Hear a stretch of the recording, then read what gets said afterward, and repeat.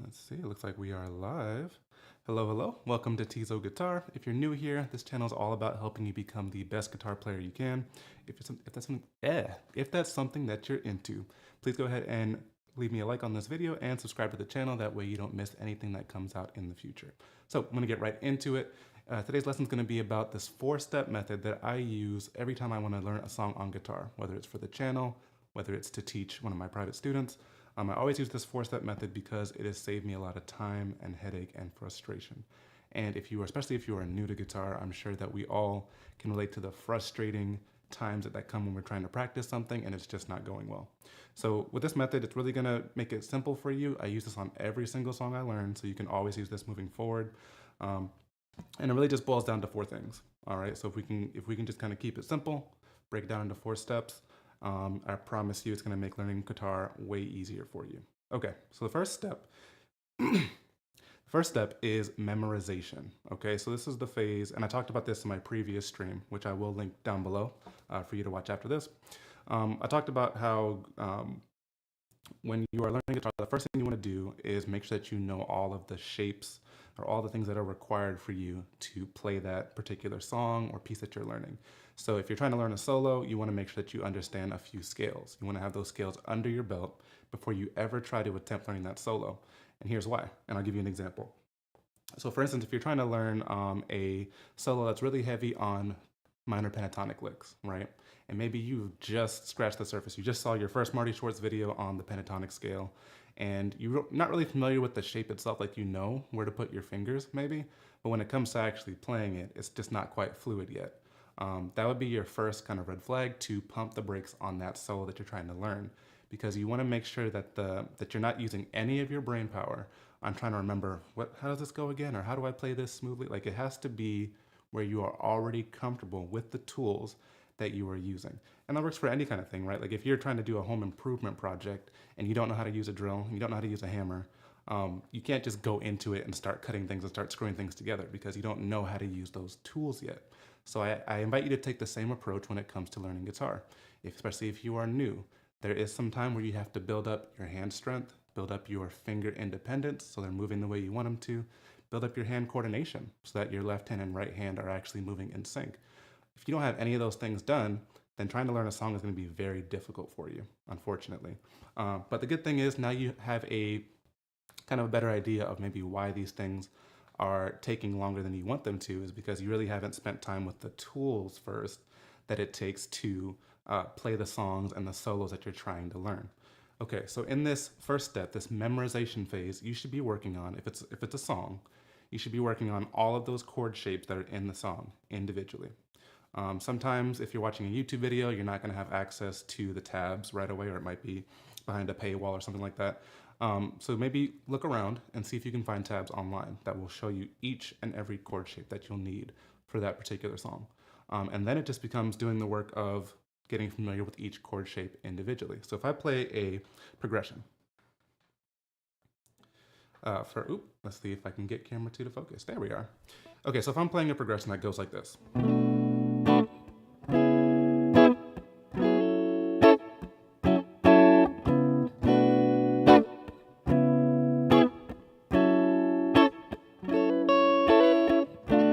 Okay, and so on and so forth. It's really just a 1, 2, 3 chord progression, okay?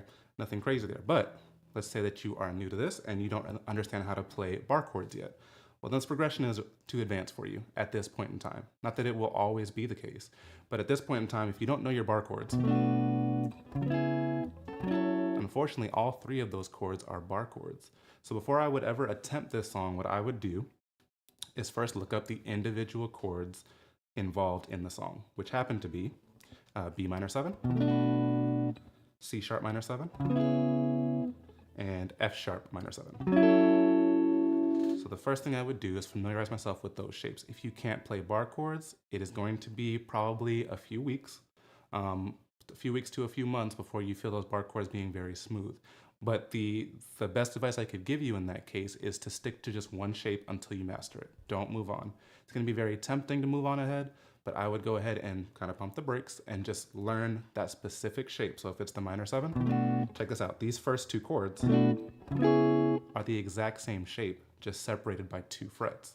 So what I would do is I would spend some time learning just this shape. If you want to know this exact shape the way I'm playing it, I am borrowing from the D string down with my index finger on fret 7, and I have my thumb over the top. You don't have to do this, I've just adapted this way of playing, where I put my thumb over the top to grab the low E string, fret 7. And that does 2 things. It lets me get that low E string, and it also helps me mute the A string, which I don't want to ring out. Okay, so if you can't play this as I'm playing it, there are a few other ways that you can grip that chord, but if you can't play that chord, what I would do is focus on just that chord, okay? And there's a reason why. I know that you're super excited. You want to pull up that song and learn that, whether it's Summer Walker playing games or the Daniel Caesar song Best Part. If you don't know the chord shapes, you won't be able to learn it. It's going to be an incredibly frustrating experience. So I invite you to slow down and just learn those chord shapes individually in the memorization phase, right? First step of our process. Learn the shapes. If it's a solo, learn the scales. Learn the pentatonic scale, learn the major scale, so on and so forth. Then come attempt it when you're familiar with that shape, okay?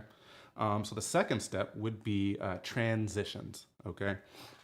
And what I mean by that, let's go back to camera 1. What I mean by transitions is that specifically we're working on transitioning from chord to chord, something else I talked about in my last stream. So what you want to do if you have a 4-chord progression, or let's use the one I was using. So let's say we have a 3-chord progression. You want to break that up into segments where you're doing chord pairs, so 2 chords in each segment. So since our chord structure was B minor 7 to C sharp minor 7, I would take that as my first pair, okay? And what I would do is I would practice going back and forth, specifically between the B minor 7 and the C sharp minor 7, back and forth, literally like this. 2, 3, 4, 2, 3, 4, 2, 3, 4, 2, 3, 4. That's how it'll sound when you're kind of farther along in that process, where you can kind of keep it at an even pace. And going back and forth, you have no muted strings, very important, no buzzing, and no unintentionally hit strings, all right? So we want to make sure we're only playing the strings that we want to ring out and only hearing the notes that are a part of that chord.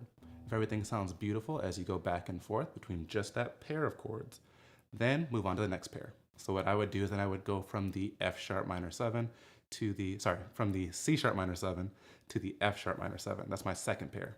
So from there I would go back and forth. C sharp minor 7, 2, 3, 4 to the F sharp, 2, 3, 4, back and forth. I know it sounds incredibly boring, all right? And this is something that I had to kind of retrain my brain to think about, because what we tend to think is that, I don't know why, but we assume that practice should be as fun as playing, which is just never the case, all right?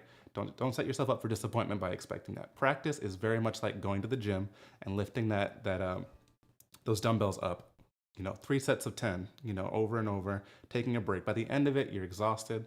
And this is why I also recommend keeping your practice sessions short, right? I know you might think that's crazy. Tizo, you're a guitar instructor. Of course you want to practice for 3 hours a day, but that's just not how our brain works. It's not how muscle memory is developed efficiently. And so what you want to do is limit your time. So if you know, right, you got a 4-chord progression and you're practicing pairs that day, set your timer for no more than 15 minutes, okay? 15 minutes. By then you should be pretty much tired of what you're playing. So what you would do is I would break that up. If you're practicing 4 pairs that day, divide your 15 minutes into 4. That's what, 3.25? So whatever that works out to in minutes. I'm not doing math right now. But you would just do 3 minutes and change on each pair, okay? And that way you don't really have time to get like super bored of it because you're moving on to the next thing. And in this way, if you're doing this thing every single day, which is that's the approach I use to play other instruments as well.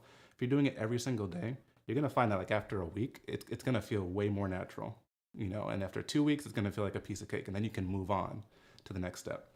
But what you're doing is you're breaking it up. You're never giving your brain time to really get burnt out on any one piece of what you're learning, which I find helps me a ton, and I believe it'll help you as well. And real quick, if you're getting value out of the stream, please don't forget to like it, subscribe if you haven't already, and click the bell. It really does help me out, and it's absolutely free for you. All right. So we're gonna go on to the next step. So after we have done our memorization, we know all of our chord shapes and or scales required for the song. The next thing we're gonna go into, of course, is our transitions, which we just talked about. And then the third thing, step number 3 in our process, is going to be combination, all right? So very simply put, now we have taken all of our chord shapes and our individual transitions from shape to shape. And now at this point, we're ready to combine it into the flow of the song.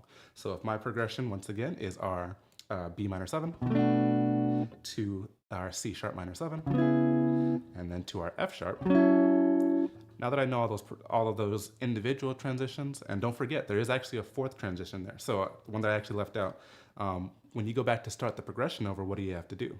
You have to go back from that F sharp minor 7 to the B minor 7. So you got to practice that transition too. So if you have 3 chords, there's 4 chunks. All right, sorry I missed that the first go around. It's 4 individual pairs of transitions. Now that I know all of those, put them together, and now you can play in the flow of the song. At this point, though, I would not worry about playing to a beat or a drum track unless you feel confident at that stage. But what I would do is just kind of make sure I can play, fluidly.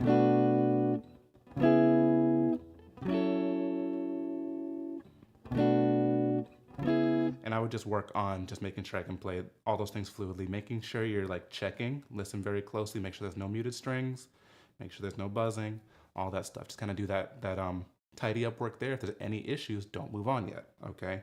Go back and correct those things. This is what pro guitarists do, okay? They are really, really, really good at the fundamentals. And you'll be surprised that even some of your favorite guitarists, when they sit down to practice, they're doing things like scales, running through arpeggios, running through triads, in all 12 keys, that kind of stuff. And it's just the repetitive groundwork to keep your skills sharp that separate the amateurs from the pros.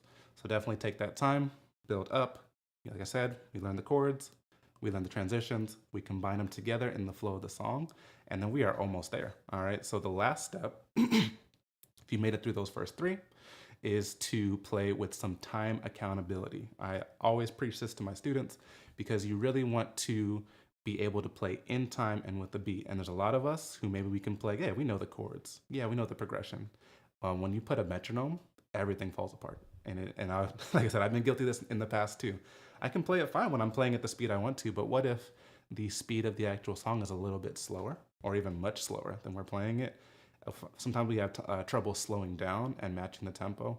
And so time spent with a metronome is really going to do you some good here. And if you don't like the sound of the click, click, click, which some people don't, and I understand that, you can always find on YouTube, just search like funk backing track or R&B backing track or R&B drums, 60 BPM or whatever it is. Put your BPM in there, and then that way you can use that actual drum track that feels like an actual drummer, and you'll feel more like you're performing and less like you're just kind of playing along to a click and sitting in your room, So that's always a really good tip. I always advise, if you get to that time accountability stage where you know all the other stuff, get a drum backing track that sounds realistic if the metronome isn't your thing. But in any case, at that point, you add the time accountability and you just practice that.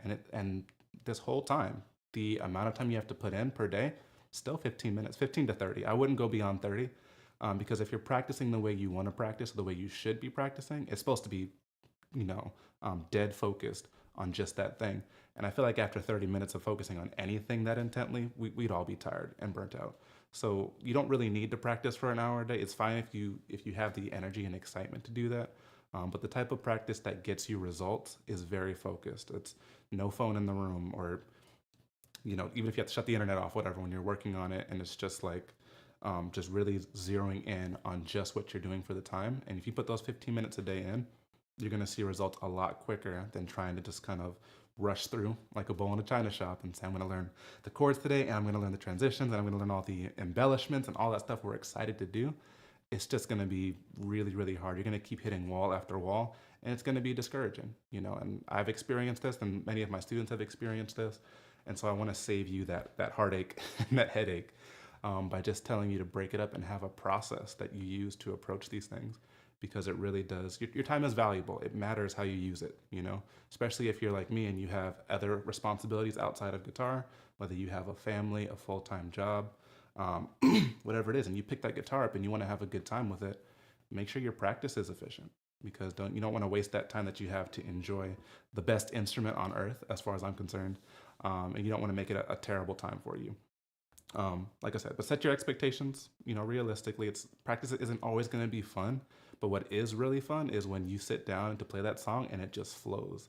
And the last thing I'll leave you with before I get out of here, one thing that I was also noticing is I have to learn a ton of songs for this channel, for my private students to be able to teach them. And what I started doing when I got to the level where I could figure out songs pretty quickly, and kind of got ahead of myself in this way, I would learn it just as quick as I could, and then I would try to teach it right away. And you may see, like in some of my past videos, you'll find little mistakes and stuff here and there, just because I was rushing the process. I wasn't really taking my time and doing what I now do and what I'm preaching to you. I was really just trying to get things going, and you know, I have to learn the song in an hour, so I'm just gonna rush through it, and it shows. And you know what I also noticed is that after maybe a week or two of not playing that song, I completely forgot it. Like I couldn't sit down and play. I had to relearn it to play that song. If you do it this way, and I've experienced this with piano in particular, because I'm teaching myself piano at the same time. With piano, doing 15 minutes a day on a certain song, I went like 3 weeks over the holidays not playing the song I was working on. And at the end of the 3 weeks, I tried to go back and do it, and it all came right back to me. It was kind of amazing. I was like, this is not usual. But when you do this process, this 4-step method of memorization, transitions, combination, and time accountability, those songs that you learn, that you put all that time into, will stick with you, and you'll be amazed at how long it works out. So definitely take that with you. I hope you enjoyed today's stream. I do have a little bit of an announcement, and I probably should have addressed this earlier, but there's going to be a change going on with the channel. So we are approaching a really huge milestone for me and for the channel, which is we're about to get 10,000 subscribers. So I am kind of prepping for that. And in doing so, I've been looking at ways to kind of increase the quality of what I do here. I've always been very, what's the word, satisfied with my teaching ability, but not always with the presentation on my channel. So that is going to be the goal for 2024, to give you guys more quality. But as a result of that, I am going to be pausing live streams on YouTube for a while. So I just find that it's better to focus time on the posted videos, which many of you watch after the fact anyway. So I don't think there'll be any issue there. But I will be pausing live streams effective today, which is January 13th. But I will be doing live streams for my patrons over at patreon.com. So just kind of take that for what it's worth. I will continue to be posting on the channel, and I'll give some more updates and stuff on how that's going to be. But I want to thank you all for your support thus far. I couldn't have reached anywhere near 10,000 subscribers without all of you guys' help, and so that is greatly appreciated. At the end of my last stream, I did offer a method to get my R&B chord library absolutely for free. It's usually about a $50 price tag to it. If you watch my last stream, which I'll go ahead and link in the description below, there's instructions in there on how to get that for free. So I would greatly appreciate that. It's only going to be for the first 50 people that do so, so definitely don't miss out on that.